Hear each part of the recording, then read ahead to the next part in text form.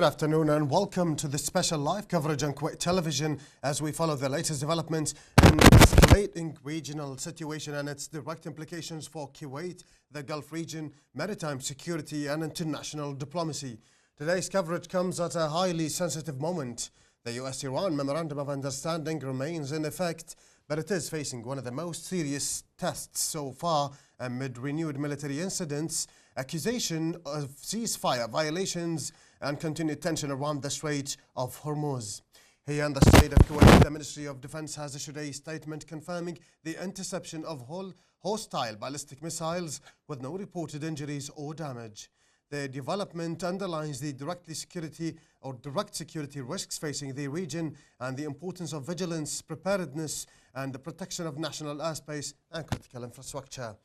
The Strait of Hormuz remains at the center of international concern. Recent incidents involving commercial vessels have renewed questions over whether maritime traffic can return safely, whether shipping companies, insurers and energy markets can regain confidence in one of the world's most vital maritime corridors.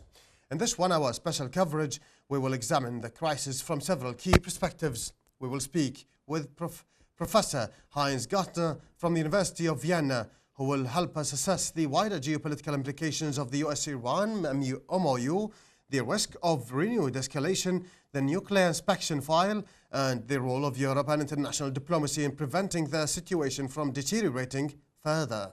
We will also speak with Kuwait TV correspondent Jamal Shaheen, based in London, to understand how Britain is viewing the latest developments, particularly in relation to Gulf security, freedom of navigation, shipping insurance, energy markets, and the wider European response. Stay with us for reports, analysis, and live perspectives on this fast-developing regional crisis.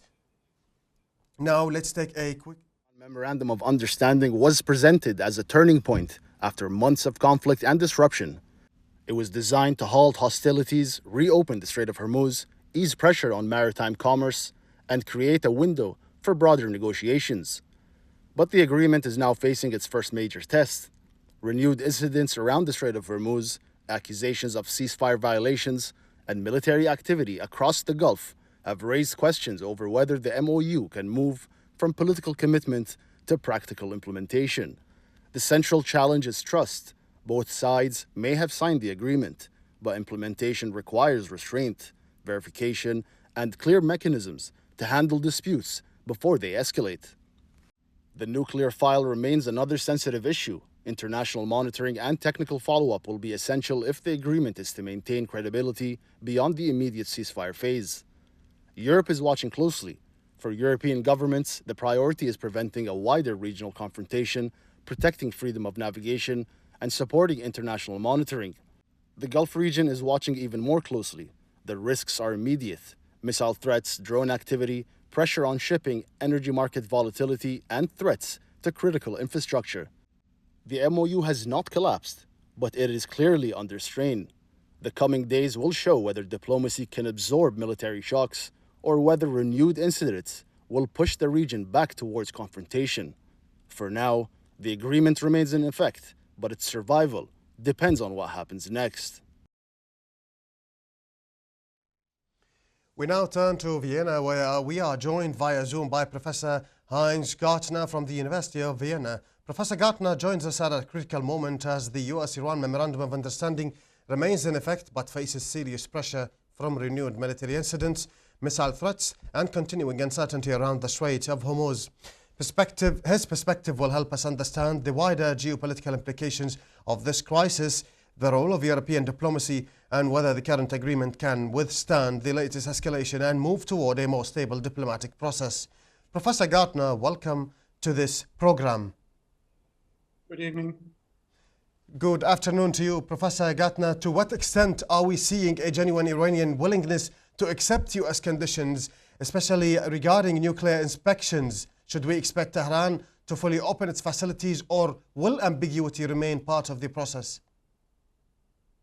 Really, ambiguity will remain a part of the process, so you cannot just remove it. However, Iran has demonstrated in the past its willingness to limit its nuclear program and also to renounce a nuclear weapon. Just to remind you, to the JCPOA, the nuclear deal of 2015, when Iran's nuclear program was limited under comprehensive verification, and also in the preamble of the JCPOA, Iran renounces to get a nuclear weapon ever. So, and this was also, this formula was also enshrined in the UN Security Council Resolution 2231. So it will be, would have been, let's put it that way, international law. And after, if President Trump had not withdrawn from the JCPOA 2018, Iran has promised also to implement, to apply the additional protocol, and the additional protocol would allow on-site inspections in declared and some undeclared sites. However, having said this, verification only works at a minimum level of trust, and therefore Iran's capabilities can be limited and monitored, but also there has to be some confidence building together with it. Well, Professor, there appears to be a contradiction between Iranian statement on inspections and the position of International Atomic Energy Agency. So Rafael Grossi has spoken about inspection resuming soon, while Iranian officials have denied some of the reported diplomatic contacts. How do you interpret this discrepancy? Director General Grossi wants to go back to Iran to monitor its nuclear program immediately.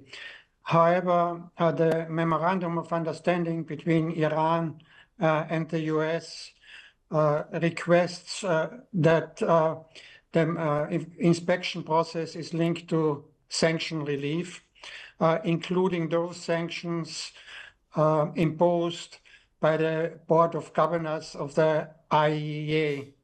Also, it is not clear yet what has to be monitored, because there's still unclear. It's still unclear whether this highly enriched uranium, the stockpile of 440 kilograms, will be diluted within the country or shipped abroad. So there are different verification processes. So that has to be clarified. Also, the memorandum of understanding allows Iran a certain amount of enrichment, or let's put it that way, it does not require zero enrichment. So there has to be some understanding at what level of enrichment Iran can continue. It could be, of course, zero enrichment, but it could also be 3.6%. That would be the level of would have been the level of the JCPOA. So the IAEA has to know what to verify. So some political decisions have to be made before the inspectors of the IAEA can have a clear mandate. Mm-hmm. Well, if Iran is not rejecting inspections completely, but is instead trying to define which sites inspectors may access, has the dispute shifted from accepting inspections in principle to a battle over the inspection map? There still remains technical issues, and this always will be. Of course, Iran is suspicious of inspections and wants to limit the political room of maneuver of the IAEA. But there will be some disagreements what to inspect, and where to inspect, what data can be collected, for example, where cameras will be installed, and in which places. But it does not derogate the verification process as such. But of course, there is always this dispute whether the IEA has a political role or only a technical role, what the IEA itself claims. Well, Tehran has strongly criticized Rafael Grossi and the IAEA, especially over what it sees as insufficient condemnation of US attacks on Iranian nuclear facilities. Has Iran lost trust in the agency, or is it using this criticism as a political pressure during negotiations? Iran is always, of course, criticized the Director General for not condemning the attacks, but especially the attacks on nuclear sites, since also the Board of Governors of the IEA also adopted several resolutions which prohibit the use of force against nuclear sites. So there should be some clarification about the role of the IEA, but I don't think that Iran wants to punish the IEA. That's not the way to do it, but there has to be some clarification as well. But there is mistrust now built up between the IEA and Iran, because Iran thinks the IEA was one-sided and did not condemn the attacks altogether. Iran's parliament has made inspectors visit and work schedules conditional on the approval of Supreme National Security Council. Does this show that the nuclear file has now moved from a technical issue to a strict national security file managed at the highest level in Tehran? Iran now, of course, moved the final decision on verification and monitoring to the Supreme National Security Council, because Iran has security concerns, because there have been, of course, in the past, scientists, nuclear scientists be killed. Iran links it to the information lack of the IEA, which is not proved, however. So the Supreme National Security Council wants to have an oversight where verification and monitoring should take place and where not, but it would be somehow too far-reaching if the National Security Council would really be involved in every technical details, because Iran itself wants that the process of verification remains technical and does not become political. But in that case, to some extent, Iran makes it itself political because it moved the final decision to the National Security Council. President Trump has spoken about the possibility of transferring Iran's highly enriched uranium to a third country as a guarantor. From a technical and political standpoint, is this a realistic option? I think that's an artificial debate, so it does not really matter what to do with the highly enriched uranium. Of course, it has to be removed. So there is no option that Iran could keep a highly enriched uranium enriched by 60%. Also, the JCPOA 2015 prohibits enrichment above 3.67%. But what to do with it is more or less a bargaining chip. So whether dilute it within the country down to less than 5% or ship it out of the country, it does not is not really an issue. It has to be done, however. That's definitely true. And if Tehran refuses to transfer the uranium abroad, what alternatives remain? Could dilution to lower enrichment levels be enough to ease US and international concerns? Sure, it can be diluted, but also there has to be verification of this dilution process. But also, if the enriched uranium is shipped abroad, there has to be verification as well. So Iran now has more modern centrifuges which could enrich much, much faster on a higher level. But if the stockpiles are very limited to the level of the GCPA, so zero highly enriched uranium and only 300 kilograms of low enriched uranium, it doesn't matter how fast you can enrich if you have to have a limited stockpile.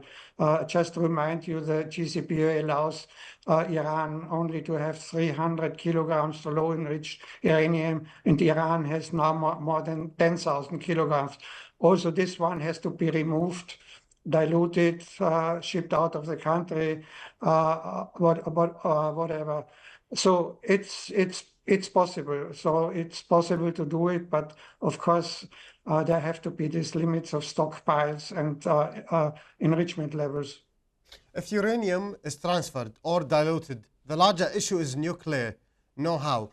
How can any agreement deal with the fact that scientific knowledge cannot be removed or reversed? So knowledge cannot be destroyed. So knowledge cannot be destroyed, and knowledge will improve. There will be research, but the best thing. And you cannot remove knowledge by killing scientists. So that's another option what Israel might have wanted to do. But the best thing to limit, to monitor research is to embed the research process in a larger scientific community. So Iran's nuclear research has to be integrated in a larger research context. So it's an indirect scientific verification and monitoring that research is limited to peaceful purposes. Mm-hmm. And the core problem remains the lack of trust between Washington and Tehran. Can these negotiations create a durable framework, or are they mainly buying time to prevent another round of military escalation? Trust is a major issue. So if there is no trust, verification in the long run will not work either.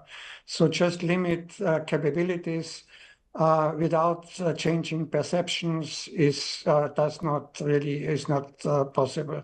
So, and of course there are lots of negative perceptions and narrative from the US side towards Iran and from the Iranian side towards the US. It goes back to 1953 when the US and British intelligence services toppled the democratically elected Prime Minister Mossadegh. Of course, on the other hand, the US always refers to the hostage crisis of 1979 when Iranian students took hostage of employees of the embassy. And this was a humiliating experience by the US, and President Trump even quoted it as one reason of the interventions, the attacks. So these historical narratives has to be removed, changed. But one possibility is if you have an agreement, confidence can build up over time. This was also the intention by President Obama after 2015. After the agreement, it would be possible to build up on a technical agreement to build up political confidence. Mm-hmm. And from a European perspective, how are capitals now reading the latest regional de-escalation efforts, especially while tensions continue in the Gulf and around commercial shipping? Of course, the Europeans now are interested for the opening of the Strait of Hormuz. And but so far the Europeans have been sidelined by the US and by Iran. Iran sees the Europeans more or less as proxies of the US, and also the US more or less ignored what the interest of the Europeans. One example is that during the negotiations between three European countries, Great Britain, France, and Germany, in June 2025, the US bombed Iran. So the US didn't really pay attention to what the Europeans are doing. However, the Europeans could somehow come back to the process in the Middle East by offering reconstruction projects, not so much by offering military aid to open the Strait of Hormuz, but also to make some suggestions how Iran economy can be reconstructed. That, of course, gives Iran an incentive also to open up the strait, open up for the oil revenues for exports and imports. And what role can European countries realistically play in supporting or safeguarding these agreements? Does Europe have enough diplomatic or economic leverage to influence the behavior of the parties? So far, I don't think the Europeans have a leverage. Sure, the JCPOA, of course, was a multilateral agreement between the E3, the Troika, the US, China, and Russia, and Iran. Now it's a bilateral agreement which excludes the Europeans. In the JCPOA, the Europeans had a say. It chaired the Joint Commission of the JCPOA. Now there is no role foreseen in the Memorandum of Understanding of the Europeans, except what they say they can come in the reconstruction process, and the reconstruction is mentioned in the Memorandum of Understanding, and it should not, the Europeans should not leave it to US companies. Mm-hmm. And given the latest regional escalation, including missiles, threats, attacks on commercial vessels, and concerns over the Strait of Hormuz, does Europe now view the crisis as a direct threat to its own security and energy interests? Europe is concerned about its economy mainly. That's why it has an interest, especially on that part of the Memorandum of Understanding, which opens the strait. Also, Europe is always concerned of some impact of refugees. If the war again, there will be an all-out war again. That's why the Europeans also don't want that the Iran and the US and Israel return to a full-out war. And there is only one alternative, either the Memorandum of Understanding, which is very vague, I have to say, will somehow implement it, or the alternative is war.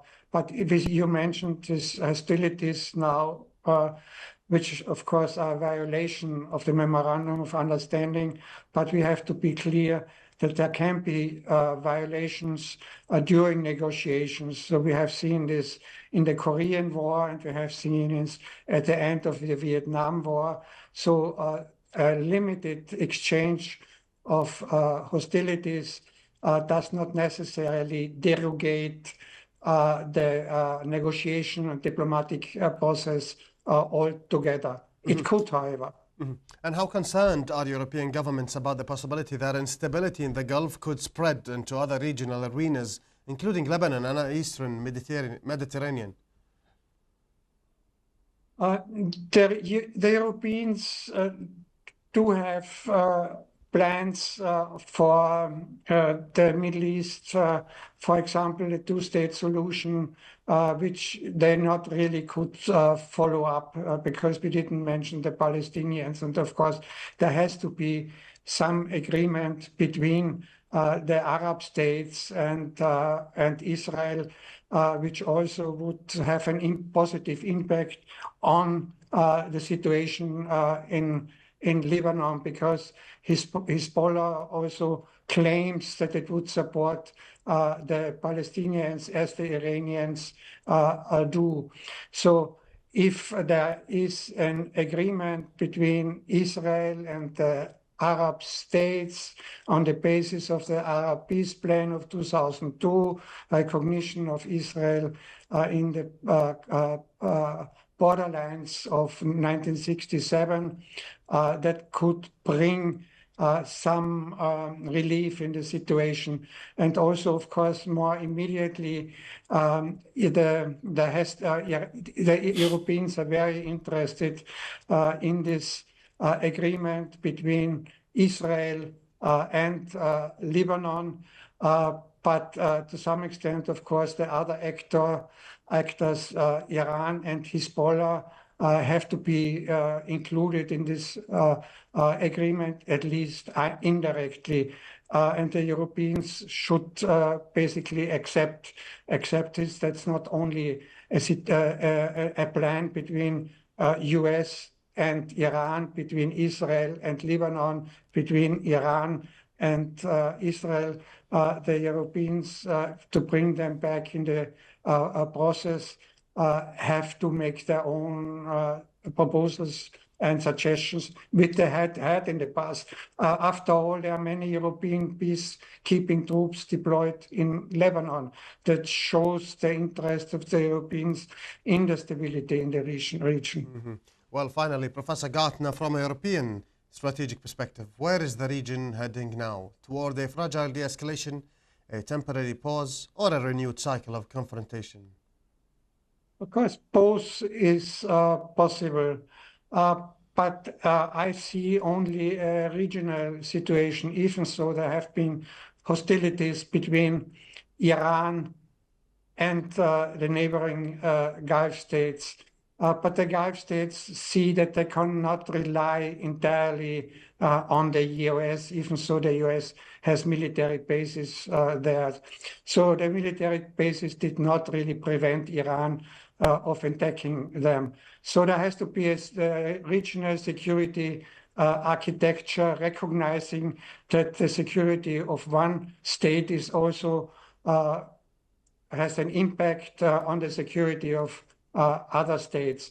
So a security arrangement like the CSC in Europe in 1975, so where also the negative perception of each other will be removed over time, and there's the recognition that security is indivisible. And in fact, there is a security in the region is indivisible, but also it could be accompanied by regional arms control negotiations, because, of course, the Gulf states are concerned by Iran's missile program, but Iran will keep its missiles because of its experience of the Iran-Iraq war in the 80s.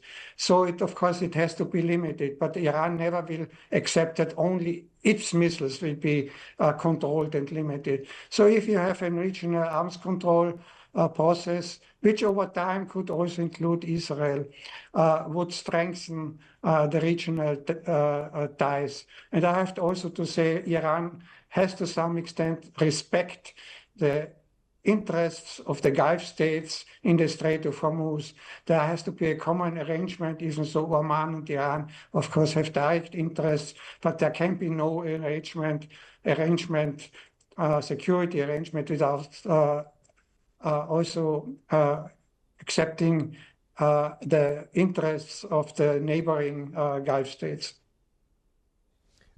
Professor Gartner, we thank you for your time and elaborative answers. Thank you. Dear viewers, we will take a quick break and we will be back with you. منظومة الاتصالات بالكويت شغالة بكفاءة عالية ولله الحمد.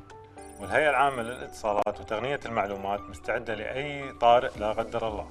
في ظل التوترات اللي تمر فيها المنطقة، فعلنا خطط الطوارئ وعززنا التعاون مع الجهات المعنية عشان نضمن استقرار الخدمات الرقمية وسرعة الاستجابة لأي مستجد. الوضع تحت المتابعة وكل الجهات المختصة على أتم الجاهزية. عسى الله يحفظ الكويت وأهلها. The Ministry of Defense announced that the armed forces detected 2 hostile ballistic missiles within Kuwaiti airspace today morning. The ministry's official spokesperson, Colonel Saud Al-Atwan, reported that the missiles were intercepted and dealt with according to established operational procedures, resulting in no material damage or casualties. In a press statement, Al-Atwan further affirmed that the armed forces continue to perform their duties and responsibilities with efficiency and competence, maintaining constant readiness and preparedness to enhance national security and safeguard the well-being of citizens and residents. Earlier, the General Staff of the Armed Forces announced early today morning that its air defences engaged with hostile missiles and drone attacks. In a statement, the General Staff stressed that any explosions heard were the result of air defence systems intercepting the attacks. The statement further urged everyone to adhere to the security and safety instructions issued by the relevant authorities. The Ministry of Foreign Affairs expressed the state of Kuwait's strongest condemnation and denunciation of the repeated Iranian attacks on its territory, the latest of which occurred this morning. The ministry affirmed that these attacks constitute a flagrant violation of Kuwait's sovereignty, a direct threat to its security, stability and the safety of its citizens and residents, and a clear breach of international law and the United Nations Charter. The ministry further emphasized that the continuation of these blatant attacks at a time when regional and international efforts are underway to escalate tensions undermine such efforts and represent a direct challenge to international will supporting this path. The ministry also reiterated the state of Kuwait's full right to take all necessary measures to safeguard its sovereignty, maintain its security and stability, and protect its people and residents. Meanwhile, the Kingdom of Bahrain's Ministry of Foreign Affairs strongly condemned the renewed Iranian aggression against its territory, which was once again targeted by ballistic missiles and drones. In a statement, the ministry stressed that Tehran's continued defiance of international will necessitates a firm stance.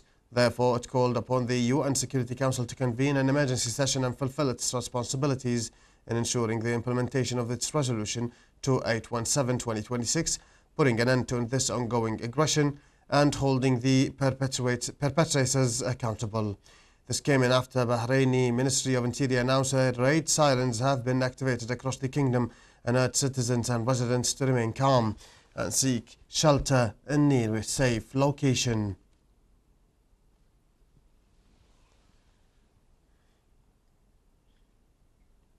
A fragile ceasefire between the United States and Iran appears to be hanging by a thread as tensions in the Middle East escalate once again. US Central Command has launched fresh strikes on multiple Iranian military targets, accusing Tehran of violating the ceasefire through continued attacks on commercial shipping in the Strait of Hormuz. This report has more. The U.S. Central Command said Washington conducted further strikes against multiple Iranian targets following its attack on Friday. This came in after U.S. President Donald Trump warned that the large-scale military strikes against Iran could resume if the latter persisted in breaching the ceasefire. CENTCOM said U.S. military aircraft targeted Iranian military surveillance infrastructure, communication systems, air defense sites, drone storage facilities, and mine layer capabilities. CENTCOM said the strikes were a direct response to continued Iranian aggression against commercial shipping. Meanwhile, Iran's Revolutionary Guard naval forces has struck U.S. military positions in West Asia in response to recent U.S. airstrikes on southern Iran. Iran's Revolutionary Guard warned that further U.S. attacks would trigger a stronger response. Under the first paragraph of the MOU signed on June 18th, Iran and the United States, as well as their allies, declared the immediate and permanent termination of military operations on all fronts, including in Lebanon, and undertook not to initiate any war or military operation against each other.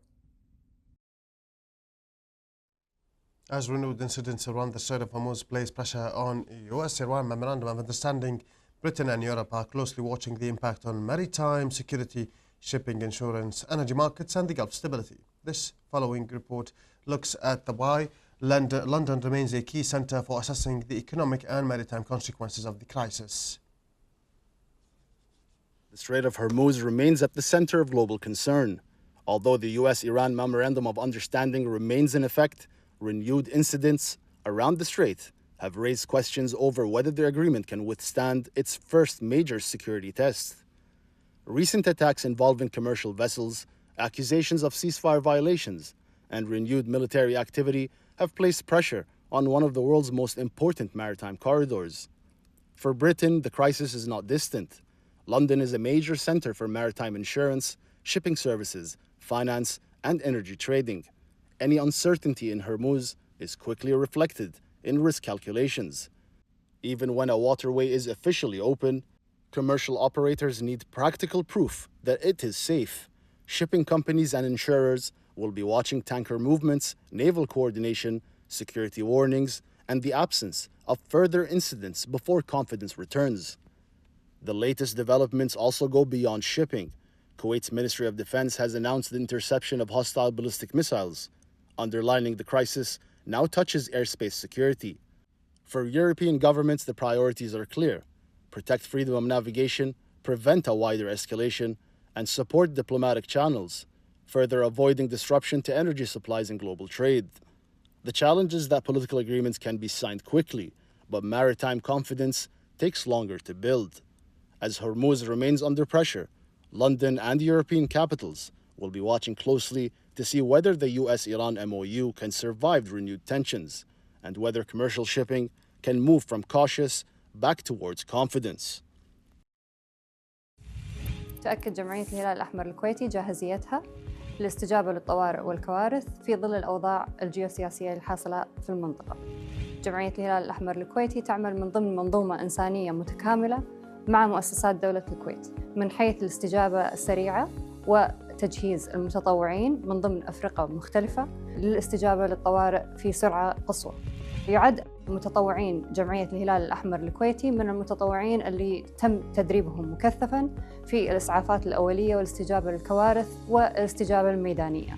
تؤكد جمعية الهلال الأحمر الكويتي جاهزيتها الميدانية ورفع جاهزيتها من حيث الاستجابة للطوارئ في حالات اللي يتم ندائها.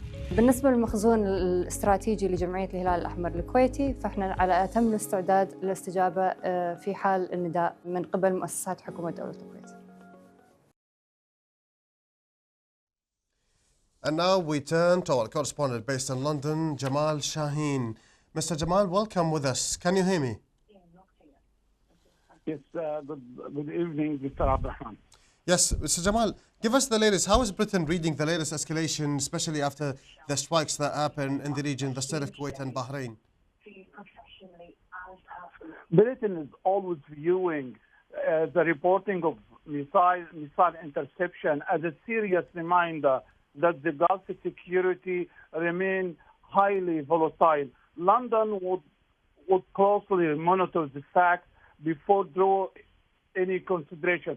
But we need also to take this into account as London remains in all of this as escalation of the situation, which is not acceptable. Any Iranian hostile activity are not acceptable and remain a serious violation for the international law and for the security and the stability of the Middle East. Mm-hmm.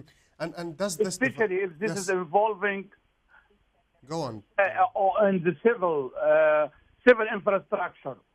Yes, Jamal, does this development shift the British view of the crisis from mainly a maritime security and energy issue to a broader Gulf security concern? Well, I think we can all agree that actually action. One of the most important issues is how we restore the confidence and also the free navigation at the Strait of Hormuz. Because the situation, and we said many times before, even after the signing of the Memorandum of Understanding, all eyes will be on what has happened if there is any hostile activity. We saw in the morning there is a hostile activity from the Iranian government. This is mean there is the free navigation and also the evacuation plan by MO is dangerous. This is why 2 days ago, after announcement of the evacuation plan, the IMO paused this plan because of the situation after the ship was attacked in the Strait of Hormuz. Mm-hmm. But in the meantime, all countries the British policymakers are likely to see the crisis as maritime and the airspace and the wider regional security as the main focus we should sort out in the coming days with arrangement with the GCC country and the other countries. And the US-Iran Memorandum of Understanding, it still remains in effect. But the renewed incidents around Hormuz putting it under pressure right now. So how is London interpreting this moment?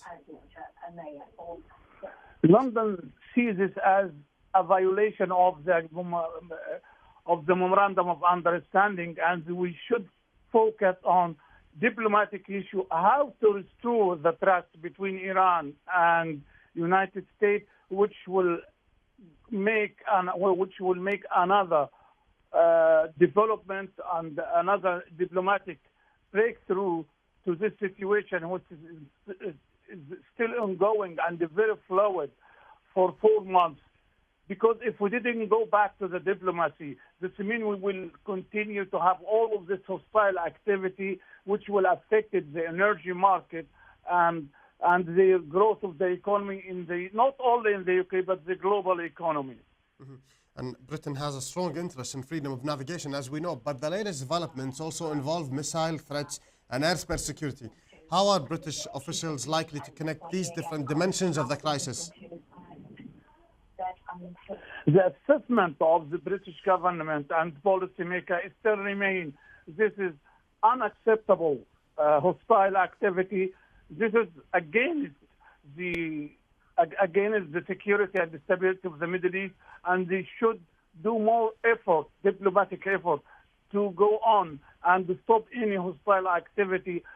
One of the most important issues is this is the responsibility of Iran and the United States to build the trust, and if they need any additional diplomatic effort from the UN or EU and the United Kingdom, they are ready to do it, because for now, this means within a couple of minutes, within a couple of days, we should back to the same point again, to the beginning. We need to start again and again and again, because the lack of trust between the Iranian and the United States.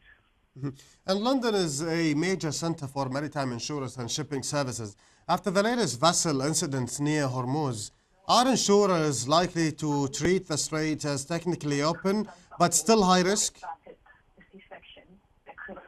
Yes, maritime insurance are likely to regard the Strait of Hormuz as a technically open to navigation, but it's still a high-risk operating environment because of what we see now. There is like another corridor near the coast of Oman will be open and considered as a safe passage, but it's still unsafe to back to normality again. The main focus now is to evacuate the seafarers and also back and get out all of nearly 500 ships which is blockade around the Strait of Hormuz. This is will refresh and they give the maritime navigation little bit confidence to back of normality. But it's still highly likely risk to go to back to normality around the Strait of Hormuz, which remain a high priority to find a solution for this situation. And what are British shipping and energy circles watching most closely now? Tanker movement, missile activity, naval deployment, insurance rates, or the position of Washington and Tehran? All of this, Mr. Abdurrahman, because all of this is going together. Because if you see how this is complicated, it's a big dilemma because we have all of this reason. We have to work step by step. The first step is to build the trust between the United States and then start to demining the corridor of the Strait of Hormuz. And then we will have, according to the British-French operational mission, to have a policing force to security and to secure and free the navigation of the Strait of Hormuz. All of this is going together, but we should start by building trust, back to normality, back to memorandum of understanding, and then start demining the Strait of Hormuz and find an agreement, comprehensive agreement, how to guarantee the security of the operation and the maritime in the Strait of Hormuz. And from the British perspective, what role can European governments realistically play at this stage? Diplomatic support, maritime monitoring, sanctions, coordinations, or pressure on both sides to preserve the MOU? According to the joint statement by 40 countries, they are ready to do all of what we said. The first one, they offer Iran to lift sanctions step by step if Iran is back to normality and to go on with what the international community asking. Then, if they see a positive steps from Iran, they will lift sanctions step by step. If not, they will increase the sanction against the Iranian government. But they hope to lift sanctions step by step, which will encourage Iran to back to normality and be back to the international community with opening the Strait of Hormuz, which was the same systematic before the 1st of March, and then build the trust between Iran and the United States, and also building the trust between Iran and the GCC country, which is the most important at this moment, how to find a regional stability between the country and the ground. This is what the United Kingdom and the EU are focused now in long term. And could renewed attacks or interceptions in the Gulf increases pressure on Britain to coordinate more closely with GCC states on maritime and regional security? There is no any agreement with GCC country. Renewed security and also any agreement should be with close cooperation between Britain and GCC partner. This is for many reasons. First, awareness, information sharing, and the regional security coordination. Cooperation would likely to focus on protecting the commercial shipping and also protecting the sky of GCC country from Iranian drone, from any hostile activity, which has become something systematic by the Iranian government. If they have any problem with implement any agreement with the United States to start to have a hostile activity against their neighbor, this has become a systematic manner of the Iranian government. Most of the international countries are looking at how to stop this and how to guarantee the security, not the navigation, but also of the stability of GCC country and the whole economic area of this area. And how serious is the risk? How serious is the risk that disruption around the Hormuz could feed back into British and European concerns of energy prices, inflation, and wider market confidence? Any disruption around the Strait of Hormuz will be a huge concern for Britain and the European Union, because it could affect the global energy market, increasing the oil and the gas prices, and also inflationary price, and weaken border market confidence, and also in the same time we have unclear political situation here in the United Kingdom. So if we take all of this into account, this means the situation here is very highly volatile about shortage of the fuel, shortage of political assurance. The situation will be sorted out, and we'll find a settled and a comprehensive dispute and find a lasting and security peace. This will affect the economy in the UK. Yes, that's clear, Mr. Jamal. Now, finally, over the next 24 to 48 hours, what would London consider the clearest sign that the situation is stabilizing? Let's say calm in Hormuz, no further missile incidents, lower insurance risk, or renewed diplomatic engagement. What such scenario would be on your mind? This is one of the questions all of us want to know, but London will probably view the clearest sign of stabilization as the absence of further military incidents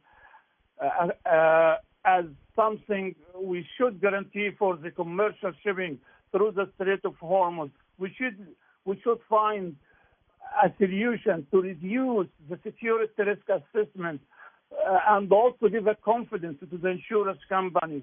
How we can do this? By renewed diplomatic engagement between the key regional and international actors like GCC countries and Iran, United States, and the wider of Middle East countries.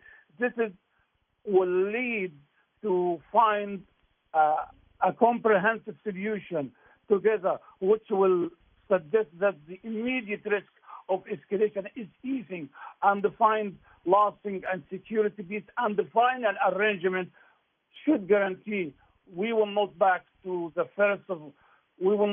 what's happened in 1st of March again. Yes, that's clear. Mr. Jamal Shaheen, our correspondent based in London, we thank you for the latest updates and for your time with us. Dear viewers, as this special coverage approaches to its end, before we conclude, we will take a quick report with you and we will be back with you. The Iran Memorandum of Understanding remains in effect, but its future now depends on implementation. The agreement was designed to halt hostilities, reopen the Strait of Hormuz, reduce pressure on maritime commerce, and create a path towards broader negotiations.